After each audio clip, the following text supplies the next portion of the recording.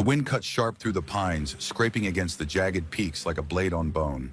Snow whispered across the frozen earth, filling every crack and hollow, smothering the world in a pale, unforgiving silence. Calder, lean as a fence post and twice as tough, moved through the drifts with the patience of a mountain cat, his breath a slow, steady mist against the biting cold. Old Buck, his grizzled hound, padded ahead, nose low, body moving with a stiff, determined shuffle. The dog paused, one ear cocked, a low rumble in his chest. Calder felt it then, the shift in the air, the kind that whispered of things gone wrong. A shadow against the snow, small and crumpled, like a broken bird at the base of a twisted juniper.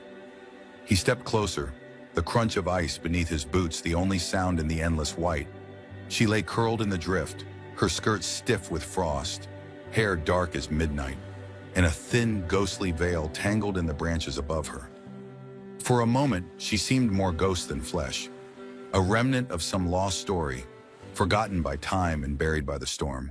The air hung heavy with the metallic taste of snow, each breath burning Calder's throat as he pushed deeper into the pines. The wind cut through the branches, bending them like old arthritic fingers. Buck, his old hound, moved ahead, weaving through drifts, his one good ear perked, the other ragged and chewed from a lifetime of hard seasons. Calder's boots crunched over the frozen earth, his breath a thin mist in the gray morning light. He felt the cold in his bones, but it didn't slow him. Cold meant quiet. Cold meant solitude. Buck paused suddenly, his head snapping to the right, nose twitching. Calder slowed, eyes narrowing beneath the shadow of his hat. The dog's body stiffened, hackles rising as a low growl rumbled deep in his throat. Calder stopped, shifting the weight of the rifle slung across his back. He scanned the trees, eyes sharp, pulse steady. Just snow, just silence, just the long, whispering sigh of the wind through the branches. Then Buck darted off, his limp barely slowing him as he crashed through the brush. Calder didn't shout, didn't hesitate, just followed. The smell hit him first. Not game, not blood, but something wrong, human. Fear and frost, sharp and out of place. He pushed through the branches, boots slipping on an icy patch, the cold biting through his gloves as he caught himself on a low-hanging limb. There she was, curled at the base of a twisted juniper, her skirt stiff with frost, the lace edges frozen into jagged shards. Her hair, dark and tangled, clung to her cheek like wet brush. She was half buried in the snow, her body twisted in a way that suggested a long fall or a desperate crawl. Her face pale as bleached bone, lips cracked and blue lay slack against the ice. A veil, thin and ghostly, was tangled in the branches above her, its edges frayed and fluttering like the wings of a dying bird. The wind tugged at it, a soft, insistent whisper that carried the weight of forgotten vows and broken promises. Calder dropped to one knee beside her, his breath coming slow, measured. He reached out, gloved fingers brushing her shoulder, then pressing gently against her neck. There, the faintest flutter, a pulse like the flicker of a candle in a winter storm. Not dead. Not yet. He wrapped his arms around her, his coat heavy and warm, pulling her close against his chest. Her body was light, brittle, the bones of a bird beneath his grip. She didn't stir, didn't flinch, even as he lifted her, the frozen lace of her skirts crackling like dry leaves. As he turned, something slipped from her grip, a crumpled shape that tumbled into the snow. A letter, half burned, its edges curled and blackened, a faint trace of soot smudged against the ivory paper. He hesitated only a moment before tucking it into his coat, then shifted her higher against his shoulder and trudged back through the trees. Buck circling his legs, his breath coming in short, sharp bursts. The cabin came into view as the gray sky deepened, its roof heavy with snow. Chimney exhaling thin trails of smoke like the last breath of a dying fire. Calder shouldered the door open, his boots crunching against the frozen threshold, and crossed the darkened room, his breath still visible in the chill air. He laid her gently by the hearth, the blankets heaped around her, her hair spread like ink on the rough, splintered wood. The fire crackled, shadows dancing across the low beams, the heat creeping slowly into her limbs. Calder fed the flames carefully, one log at a time, his movements deliberate, his mind turning over questions he hadn't allowed himself to ask. Who was she? Why was she out here, alone and nearly frozen to death, wrapped in the remnants of a wedding gown? He didn't have answers, and the cabin walls, thick with decades of smoke and solitude, offered none. As the fire grew, the ice in her skirts began to melt, steam rising in thin, ghostly tendrils. He watched the way her chest rose and fell, slow and shallow, the pulse at her throat fluttering like a trapped moth. He sat back on his heels, jaw clenched, eyes never leaving her face. She didn't wake that night, but he sat with her anyway, the firelight flickering over the sharp angles of his face, casting long shadows that danced with the creak and crackle of the dying storm outside. By morning, the snow had stopped, the world outside buried beneath a fresh blanket of white. Calder rose, fed the hound, chopped wood, shoveled a path from the door to the shed. Routine held the world steady, kept the dark corners of his mind at bay. When he came back in, she was awake, her eyes wide and dark, locked on the ceiling like it was whispering secrets. She didn't move, didn't speak, just stared, the blankets clutched in her torn, frost-bitten hands. Calder paused, the warmth of the fire sinking into his skin, and for the first time in years, he felt something stir in his chest, small and sharp, like the first breath of spring through a cracked window. He didn't speak, just nodded once, then reached for the kettle. Outside, the wind sighed against the cabin walls, the snow settling into the cracks, and the world turned slowly, silently, toward the light.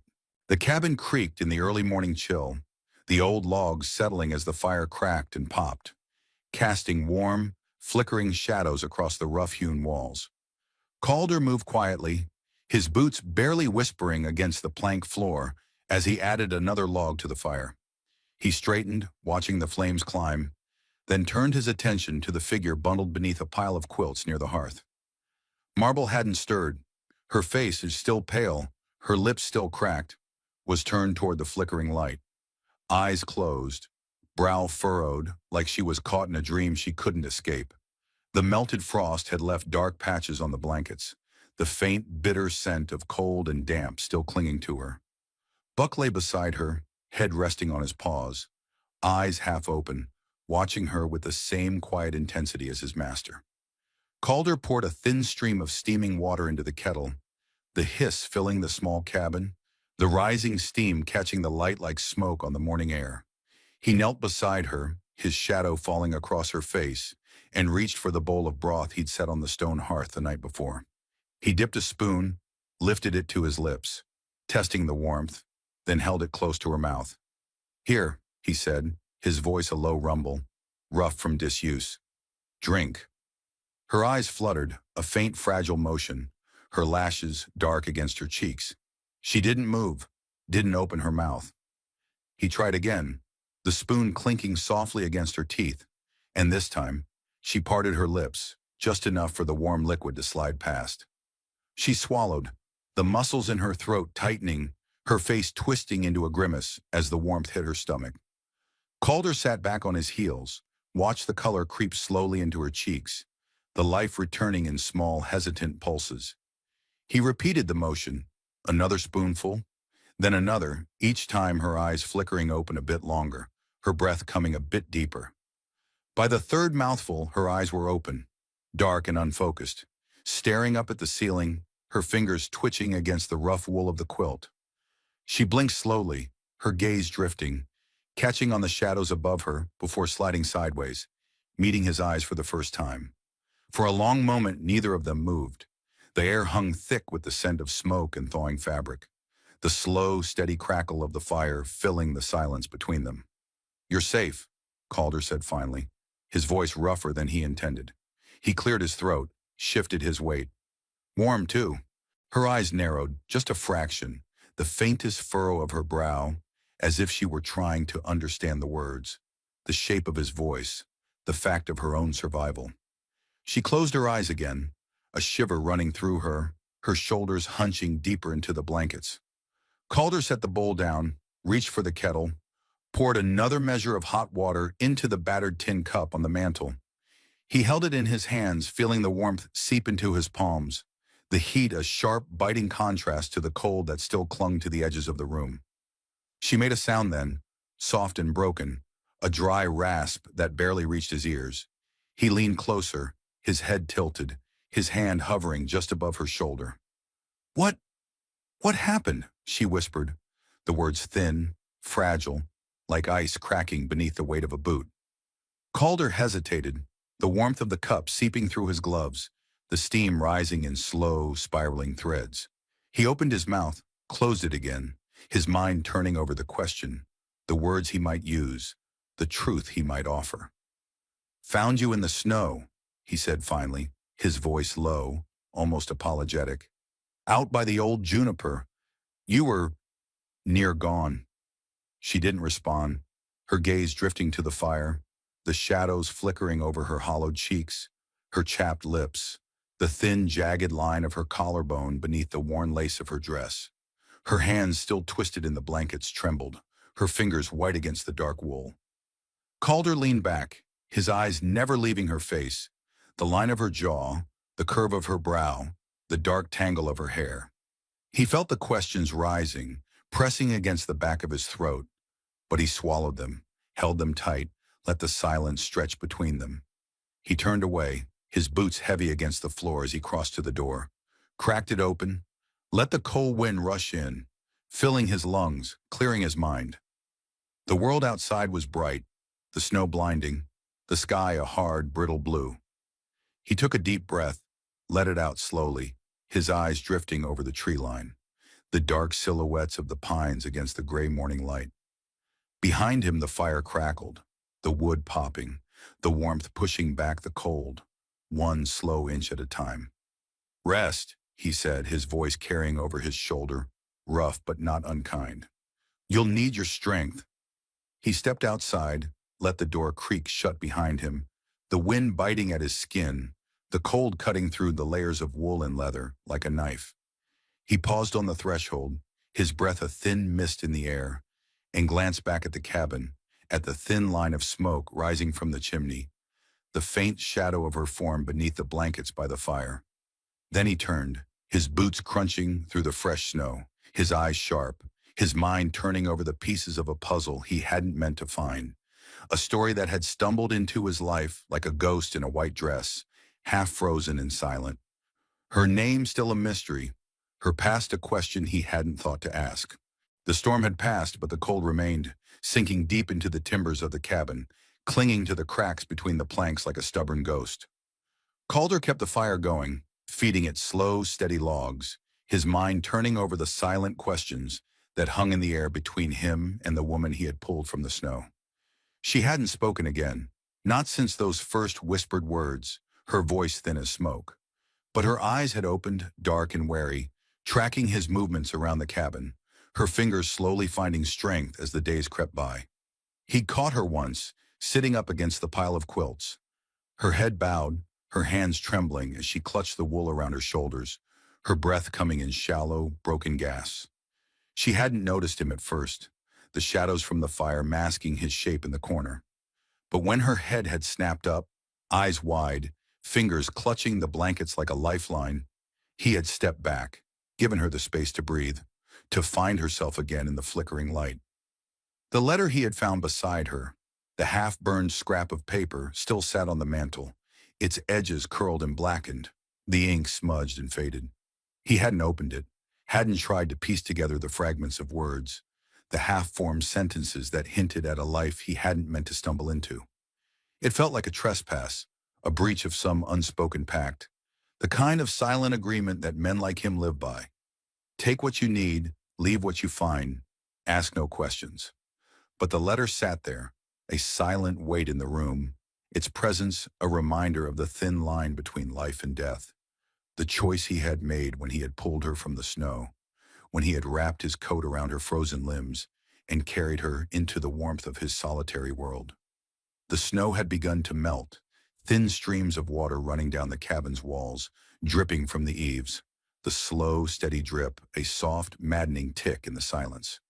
Calder shoved another log onto the fire, the sparks crackling as the heat flared, then settled, the flames licking at the blackened wood. He glanced over his shoulder, eyes finding her still form in the shadows. Her face turned toward the fire, her eyes closed, her lips moving in silent whispers, as if speaking to someone only she could see. He straightened, his hands tightening into fists at his sides, the rough calluses scraping against his palms. He wasn't a man given to words, to conversations, to the slow winding dance of trust and confession. But the cabin felt smaller with her in it, the air heavier, the shadows longer. He felt the walls closing in, the firelight casting twisted shapes against the rough-hewn logs, the smoke clinging to his clothes, his skin, his thoughts. He stepped closer, his boots heavy against the plank floor, his shadow stretching long and dark across the room. She stirred, her head lifting, her eyes finding his, the dark pupils sharp against the pale whites, her breath catching in her throat. "Do you remember anything?" he asked, his voice low, rough, the words catching in his throat like stones. "How you ended up out there?" She blinked, her lips parting, her hands tightening around the edges of the quilt, her shoulders hunching as if against a blow. For a long moment she said nothing, her eyes drifting to the fire, the shadows dancing over her hollowed cheeks, the dark smudges beneath her eyes, the cracked, chapped line of her lips. Then slowly she nodded, a small, jerky motion, her head dipping, her eyes closing, her breath coming in short, sharp bursts. I remember," she whispered, her voice thin, the words cracking like dry kindling. "I was waiting for someone at the station." Calder felt the words sink into his chest, the cold seeping through his bones, the firelight flickering in the corners of his eyes. "Someone who never came," she continued, her voice growing stronger, the edges of her words sharpening, her eyes narrowing as she forced the memories to the surface, the shadows of her past clawing their way into the light. "He said he would, promised, but he never came." Calder watched her, his jaw clenched, his hands resting on his knees, his eyes never leaving her face. He felt the questions rising, the tangled threads of her story pulling at his thoughts, unraveling the careful silence he had built around himself, the walls he had stacked one by one against the world outside. "What's your name?" he asked, the words slipping free before he could stop them, the question falling into the air between them like a stone into a still pond. She hesitated, her eyes flickering, her breath catching, her fingers twisting in the rough wool of the blanket. "Marble," she said finally, the word barely more than a whisper, a ghost of a sound, a fragment of a memory. Marble James. The name hung in the air, the fire crackling in the silence, the shadows stretching long and dark against the walls. Calder felt something shift in his chest, a tightening, a twisting, the faint echo of a name he hadn't heard in years, a ghost he hadn't expected to find in the snow. He stood slowly, his boots creaking against the floorboards, his breath coming in sharp, shallow bursts, the firelight flickering in his eyes. "Rest," he said again, his voice rough, the words falling flat in the heavy air. "You'll need your strength." He turned, his hand finding the doorframe, his fingers tightening against the splintered wood, his mind turning over the pieces of a puzzle he hadn't meant to find, the threads of a story he hadn't meant to unravel. Outside, the snow whispered against the cabin walls, the wind carrying the faint, bitter scent of smoke and frost, the slow, steady drip of melting ice echoing in the silence. Behind him, Marble whispered his name, her voice thin, broken, a ghost of a sound, lost in the shadows of the firelight. The days stretched longer now, the sun climbing higher in the sky, the snow melting in slow, hesitant drips from the eaves of the cabin. Calder felt the change in the air, the subtle shift in the wind, the way the ground softened beneath his boots as he chopped wood, the sharp crack of the axe echoing through the pines. Spring was coming, slow and patient, pushing back the shadows one lengthening day at a time. Inside, Marble had begun to move more, her strength returning in small, cautious steps. She no longer clutched the blankets like a shield, her hands steady as she dipped a cloth in the warm water Calder set beside the hearth each morning.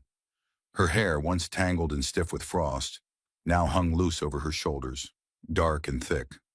catching the firelight in slow, rippling waves. She hadn't spoken much, her words still thin, brittle, like dry leaves crushed beneath a boot. But her eyes followed him now, dark and watchful, tracking his movements around the cabin, her silence no longer a wall but a bridge, a tentative connection stretching between them. Calder felt the shift, the slow unfreezing of the space between them, the way her eyes lingered on him a moment longer each morning, the way her fingers brushed his sleeve when he set a bowl of broth beside her, the small, hesitant smiles that flickered at the corners of her mouth when he stoked the fire, the embers sparking and crackling like whispered promises in the dark. But there were shadows still, ghosts that lingered in the corners of the cabin, in the creak of the floorboards, in the way her eyes drifted to the door each time the wind howled through the trees. Calder felt it, the tension in her shoulders, the way she stiffened at the sound of boots on the porch, the way her breath hitched when the fire crackled too loud, the flames leaping like startled deer. He didn't press her, didn't push for words, for explanations, for the stories she kept locked behind her dark, watchful eyes. He knew the weight of silence, the comfort of solitude, the way the past clung to a man's bones, a cold, unyielding shadow that whispered of mistakes and regrets and lost chances. But the shadows grew longer as the days stretched, the snow melting in slow, trickling streams, the cabin creaking in the shifting air, the walls closing in around them as the world outside slowly awoke, the earth cracking and groaning as it pushed back against the frost, the wind carrying the faint, bitter scent of damp earth and new growth. Then one morning, the silence shattered. It began with a knock, sharp and sudden, the sound echoing through the cabin like a rifle shot. Marble stiffened, her fingers tightening around the chipped ceramic cup in her hands, her eyes wide, dark, locked on the door. Calder felt his muscles tense, his hand drifting to the rifle leaning against the wall, his pulse quickening, the air suddenly thick, the shadows stretching long and sharp across the rough-hewn floor. The knock came again, louder this time, more insistent, the wood rattling in its frame, the sound vibrating through the cabin, setting his teeth on edge. He crossed the room in 3 long strides, his boots heavy against the planks, his breath coming in sharp, shallow bursts, the blood thrumming in his ears. He reached for the latch, his fingers tightening around the cold iron handle, his jaw clenched, his eyes narrowed. The door swung open with a groan, the hinges protesting, the cold air rushing in, sharp and bitter, cutting through the warmth of the fire, setting his skin prickling, his breath misting in the sudden chill. A figure stood on the threshold, silhouetted against the gray morning light, his coat flapping in the wind, his boots caked with mud, his eyes sharp, predatory, his grin wide, crooked, the expression of a man who had never known fear, only hunger, only need. Calder felt his pulse quicken, his fingers tightening around the doorframe, his body tensing, his mind racing as the man stepped forward, his shadow stretching long across the threshold, his eyes flicking over Calder's shoulder, locking on the figure by the hearth, the woman wrapped in blankets, her eyes wide, dark, her breath coming in short, shallow gasps. "Well, well," the man drawled, his voice rough, gravelly, a low, mocking rumble that sent a chill down Calder's spine. "Looks like I've found my wayward bride." Marble's breath hitched, her eyes locking on the man's face, her fingers tightening around the edge of the quilt, her body shrinking back into the shadows, the firelight flickering over her pale, drawn features, the dark hollows beneath her eyes, the thin, cracked line of her lips. Calder stepped forward, his body blocking the door, his shoulders squaring, his jaw clenching, his eyes narrowing, the shadows flickering around him, the fire crackling in the silence, the air thick, heavy, the weight of unspoken words hanging between them. "She's not your ma," he said, his voice low, rough, the words slipping free before he could stop them, the challenge hanging in the air, sharp and bitter, a thin, jagged line between them. The man's grin widened, his eyes narrowing, his head tilting, the shadows deepening around his face, his breath misting in the cold air, his boots creaking against the floorboards as he stepped forward, his shadow stretching long and dark across the threshold. "Oh," he said, his voice a low, mocking purr, his eyes sharp, glittering. I think you'll find she is. Calder felt his fingers tighten, his breath coming in short, shallow bursts, his mind turning over the pieces of a puzzle he hadn't meant to find, the threads of a story he hadn't meant to unravel, the ghosts that lingered in the shadows, the whispers of broken promises and forgotten vows, the weight of a name he hadn't expected to hear. Behind him, Marble whispered his name, her voice thin, broken, a ghost of a sound, lost in the shadows of the firelight. The air inside the cabin hung heavy, thick with the scent of burning wood and old smoke, the fire crackling in the stone hearth, the flames casting long, twisted shadows across the walls. Calder stood in the doorway, his frame blocking the thin stream of gray morning light, his hand still resting on the latch, his jaw clenched, his eyes locked on the figure before him. Jonathan. The name echoed in Calder's mind, the syllables sharp, cutting, the bitter taste of a past he had tried to bury, the ghost of a brother he hadn't seen in years, the shadow that had followed him through the pines, through the snow, through the long, silent years of solitude. Jonathan took a step forward, his boots heavy against the creaking floorboards, his eyes sharp, predatory, his grin wide, crooked, the expression of a man who had never known fear, only hunger, only need. "Didn't think I'd find you up here," he said, his voice a low, mocking rumble, the words slipping free like smoke through a cracked window. "Thought you'd have frozen to death by now, buried under a pile of old regrets and broken promises?" Calder felt his jaw tighten, his fingers curling into fists at his sides, the heat of the fire biting into his skin, the shadows flickering around him, the air thick, heavy, the weight of unspoken words pressing down on his shoulders.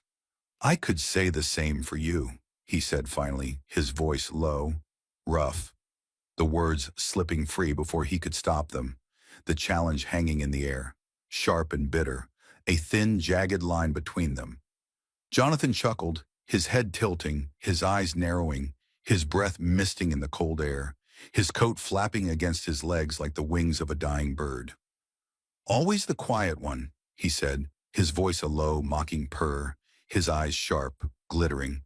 "Always the one who stayed behind, who kept the fire burning while the rest of us went out into the world, found our fortunes, made our marks." Calder felt the words sink into his chest, the cold seeping through his bones, the firelight flickering in the corners of his eyes, the shadows stretching long and dark across the rough-hewn floor. Behind him, Marble's breath hitched, her fingers tightening around the edge of the quilt, her body shrinking back into the shadows, the firelight flickering over her pale, drawn features, the dark hollows beneath her eyes, the thin, cracked line of her lips. Jonathan's eyes flicked to her, his grin widening, his head tilting, his shadow stretching long across the threshold. "Is this the girl you stole from me?" he said, his voice a low, mocking whisper, the words slipping free like smoke, sharp, bitter, the taste of old resentment, of broken promises, of forgotten vows. Calder stepped forward, his body blocking the door, his shoulders squaring, his jaw clenching, his eyes narrowing, the shadows flickering around him, the fire crackling in the silence, the air thick, heavy, the weight of unspoken words hanging between them. "She's not he said again, his voice low, rough, the words slipping free before he could stop them, the challenge hanging in the air, sharp and bitter, a thin, jagged line between them. Jonathan's grin widened, his eyes narrowing, his head tilting, the shadows deepening around his face, his breath misting in the cold air, his boots creaking against the floorboards as he stepped forward, his shadow stretching long and dark across the threshold. "Oh," he said, his voice a low, mocking purr, his eyes sharp, glittering. "I think you'll find she is." Calder felt his pulse quicken, his breath coming in short, shallow bursts, his mind turning over the pieces of a puzzle he hadn't meant to find, the threads of a story he hadn't meant to unravel, the ghosts that lingered in the shadows, the whispers of broken promises and forgotten vows, the weight of a name he hadn't expected to hear. "She came here looking for me," Jonathan continued, his voice low, rough, the words slipping free like smoke through a cracked window. "She's mine. She's always been mine." Marble's breath hitched, her eyes locking on the man's face, her fingers tightening around the edge of the quilt, her body shrinking back into the shadows, the firelight flickering over her pale, drawn features, the dark hollows beneath her eyes, the thin, cracked line of her lips. Calder felt his jaw tighten, his hands tightening into fists at his sides, the heat of the fire biting into his skin, the shadows flickering around him, the air thick, heavy, the weight of unspoken words pressing down on his shoulders. "You left her," he said, his voice low, rough, the words slipping free before he could stop them, the challenge hanging in the air, sharp and bitter, a thin, jagged line between them. "You don't get to come back here and take her now." Jonathan's grin faltered, his eyes narrowing, his head tilting, the shadows deepening around his face, his breath misting in the cold air, his boots creaking against the floorboards as he took another step forward, his shadow stretching long and dark across the threshold. "She's got my name," he said, his voice a low, mocking purr, the words slipping free like smoke, sharp, bitter, the taste of old resentment, of broken promises, of forgotten vows. "No," Calder said, his voice low, rough, the words slipping free before he could stop them, the challenge hanging in the air, sharp and bitter, a thin, jagged line between them. "She has her own." The silence stretched long and sharp between them, the fire crackling in the hearth, the shadows flickering against the rough-hewn walls, the air thick, heavy, the weight of unspoken words pressing down on their shoulders, the ghosts of forgotten promises and broken vows whispering in the corners of the room. Jonathan's jaw tightened, his eyes narrowing, his breath misting in the cold air, his coat flapping against his legs like the wings of a dying bird. "I'll be back," he said finally, his voice low, rough, the words slipping free like smoke through a cracked window. "You can count on it." He turned, his boots heavy against the creaking floorboards, his shadow stretching long and dark across the threshold as he disappeared into the gray morning light. The wind howling through the trees, the snow falling in slow, silent drifts, the air thick, heavy, the weight of unspoken words pressing down on the cabin, on the walls, on the shadows that clung to the corners like forgotten ghosts. The cabin felt smaller in the days that followed, the walls pressing in, the air thick with the unspoken weight of Jonathan's visit, the shadows stretching long and dark across the rough-hewn floor. Calder moved through the rooms like a ghost, his boots heavy against the creaking planks, his breath coming in short, shallow bursts, the fire crackling in the hearth, the flames casting twisted, flickering shapes against the walls. Marble had retreated into herself, her eyes dark, watchful, her shoulders hunched beneath the worn quilt, her fingers twisted in the rough wool, her breath coming in short, shallow gasps. She didn't speak, didn't meet his eyes, her silence a wall between them, the unspoken words clinging to the air like smoke, sharp, bitter, the taste of fear and regret and broken promises. Calder felt the weight of it, the shadows pressing down on his shoulders, the ghosts whispering in the corners, the echoes of Jonathan's voice still ringing in his ears, the bitter taste of old wounds, old regrets, old mistakes. He felt the fire burning in his chest, the slow, steady ache of anger, of frustration, of fear, the heat building, rising, pushing back against the cold, the darkness, the shadows that clung to the corners of the cabin, to the rough-hewn logs, to the thin, cracked line of his jaw. He had made a choice when he had pulled her from the snow, when he had wrapped his coat around her frozen limbs, when he had carried her into the warmth of his solitary world. He had chosen to save her, to protect her, to keep her safe from the shadows, from the cold, from the ghosts that lingered in the corners of the cabin, in the creak of the floorboards, in the whisper of the wind through the pines. And now he realized he would have to make that choice again. The thought came to him one morning as he stood in the doorway, his breath misting in the cold air, his eyes drifting over the snow-covered clearing, the pines shrouded in mist, the sky a hard, brittle gray.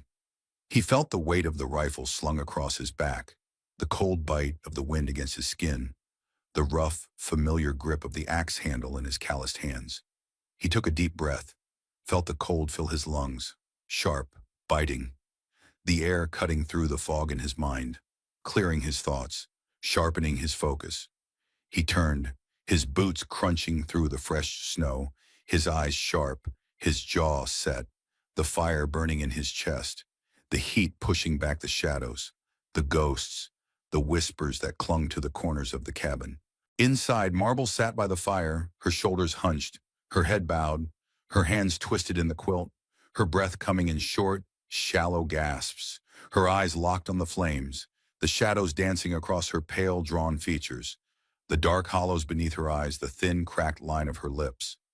Calder crossed the room in 3 long strides, his boots heavy against the creaking floorboards, his breath coming in sharp, shallow bursts, the fire crackling in the silence, the shadows flickering around him, the air thick, heavy, the weight of unspoken words pressing down on his shoulders. He knelt beside her, his knees creaking, his hands resting on his thighs, his eyes locked on her face, the firelight flickering in the corners of his eyes, the shadows stretching long and dark across the rough-hewn walls. "You're safe here," he said, his voice low, rough, the words slipping free before he could stop them. The challenge hanging in the air, sharp and bitter, a thin, jagged line between them. "No one's going to take you from this place." Marble's breath hitched, her eyes flicking to his face, her fingers tightening around the edge of the quilt, her body shrinking back into the shadows, the firelight flickering over her pale, drawn features, the dark hollows beneath her eyes, the thin, cracked line of her lips.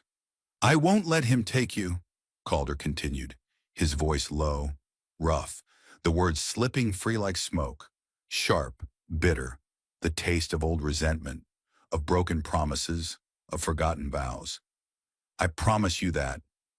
For a long moment, she didn't move, her eyes locked on his, the air thick, heavy, the weight of unspoken words pressing down on their shoulders, the shadows flickering in the corners, the fire crackling in the silence, the ghosts whispering in the walls, in the floorboards, in the thin, cracked lines of their broken hearts. Then slowly, she reached out, her fingers trembling, her breath coming in short, shallow bursts, her eyes wide, dark, locked on his face.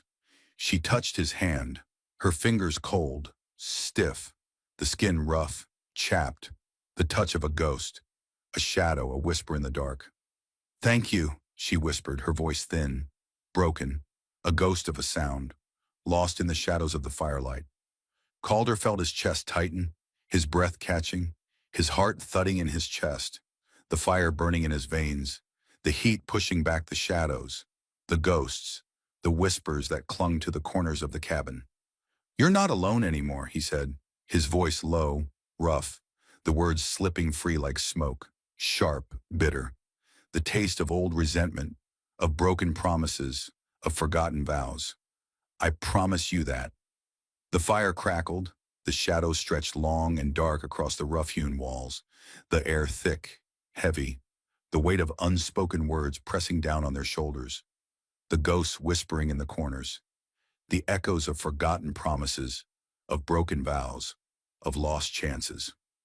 Outside, the snow began to fall again, soft, silent, the flakes drifting down in slow, steady spirals, the earth cracking and groaning as it pushed back against the frost, the wind carrying the faint, bitter scent of damp earth and new growth. And in the cabin, in the flickering firelight, in the thin, cracked lines of their broken hearts, something began to heal. The fire crackled low, casting warm, flickering shadows across the cabin walls. Marble sat by the hearth, her fingers brushing the worn ribbon in her lap, eyes reflecting the steady glow of the flames. Calder leaned against the doorframe, his silhouette a dark shape against the snow-bright world beyond. He met her gaze, held it a moment longer than he might have weeks ago. "You're safe here," he said, his voice low, steady, "and I'll make sure it stays that way." As the snow melted outside, the weight of old ghosts lifted, and the promise of a new beginning whispered through the crackling air. Would you have stayed, like Marble, or taken the first chance to run? Share your thoughts in the comments.